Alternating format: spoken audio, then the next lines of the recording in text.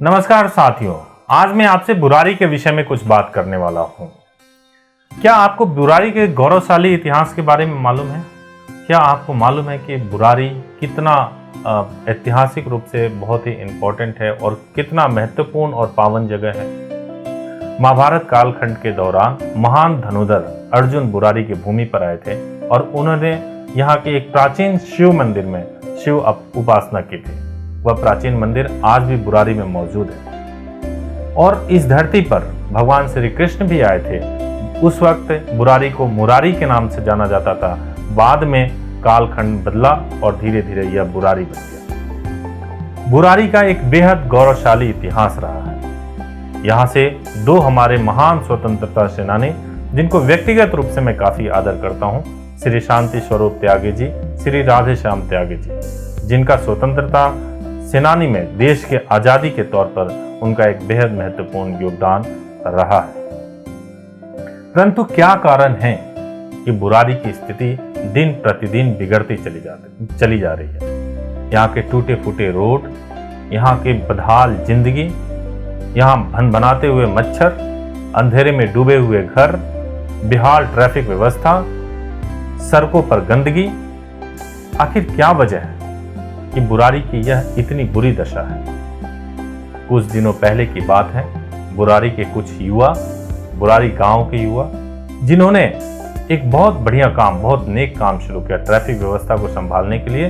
बुरारी गांव से कुछ युवा सामने आए और उन्होंने ट्रैफिक व्यवस्था को संभालने के लिए खुद ही सड़कों पर खड़े हो गए और सड़कों पर खड़े होकर के ट्रैफिक व्यवस्था को संभाला।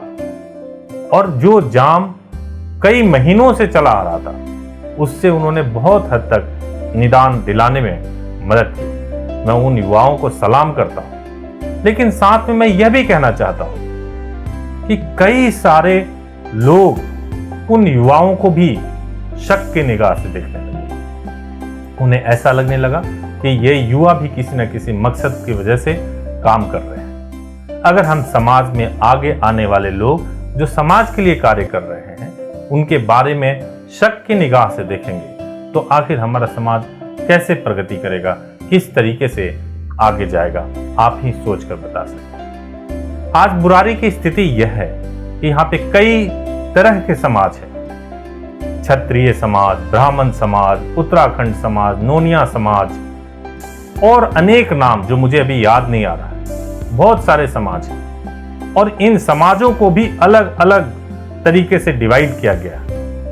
कोई यूपी का समाज है, कोई बिहार का समाज है, कोई राजस्थान का समाज है, कोई उत्तराखंड का समाज है। मैं समाज के लिए काम करने वाले लोगों के प्रति मेरे दिल में काफी आदर है, उनके प्रति काफी सम्मान है। परंतु जब उन्हीं लोगों के मुंह से मैं दूसरे समाज के विषय में नकारात्मक विचार देखता हूं तो दुख होता है। एक ही जगह पे, एक छोटा सा जगह, एक विधानसभा का जगह जहां पर हम रहते हैं, वहां पे हर एक व्यक्ति अगर दूसरे व्यक्ति की शिकायत करे, नकारात्मकता फैलाए, तो क्या आपको लगता है कि इससे हम एक बेहतर समाज का या हम अपने लिए एक बेहतर जिंदगी का निर्माण कर सकते हैं? ऐसा बिल्कुल भी नहीं है। हम सबकी इच्छा होती है कि हम साउथ दिल्ली के किसी पॉश इलाके में और वहां के जैसे वातावरण है, सुविधाएं हैं, पार्क है, स्कूल है, जिम है, चौड़ी चौड़ी सड़कें हैं, पेड़ पौधे हैं, इस तरीके के माहौल में रहें। क्या हम वहां जाकर शिफ्ट हो सकते हैं या फिर हम बुरारी को पॉश इलाका बना सकते हैं? अगर हमें बुरारी को पॉश इलाका बनाना होगा तो हमें अपने सोच में बदलाव लाना होगा।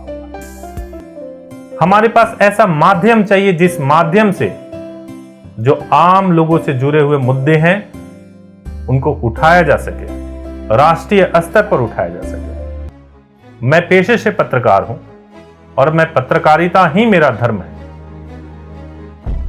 मैंने ये ठाना है, मैंने ये सोचा है कि मैं पूरे देश भर की पत्रकारिता कर कुछ हासिल नहीं कर सकता।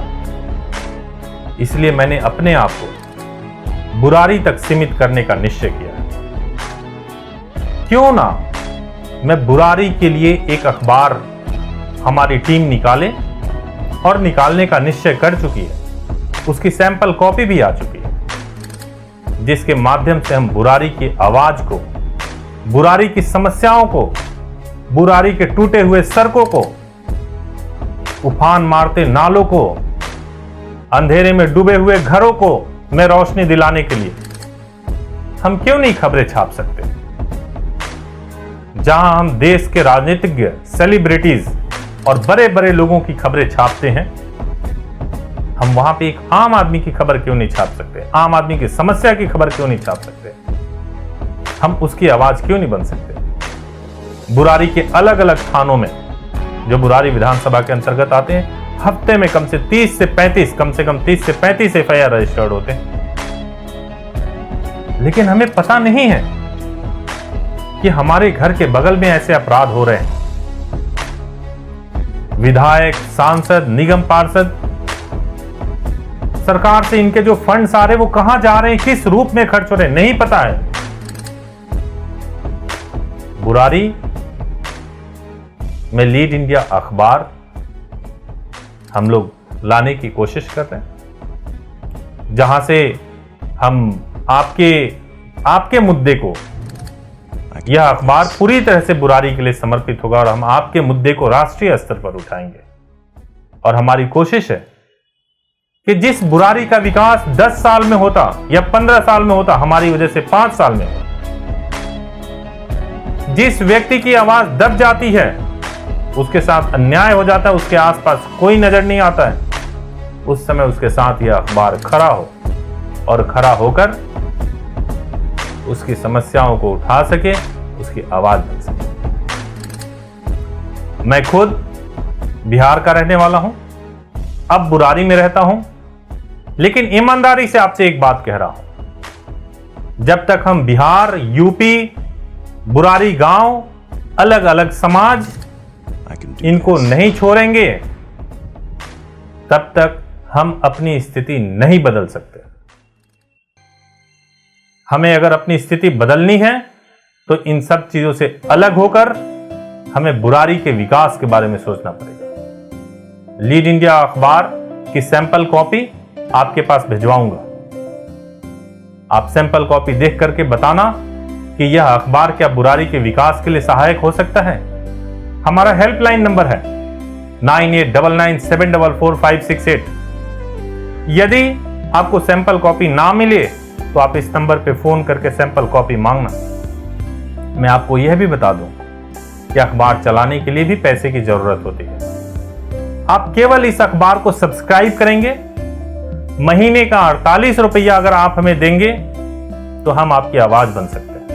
साल भर में 599 रुपया आप हमें देंगे, हम आपकी आवाज बन सकते हैं, आपकी ताकत बन सकते हैं।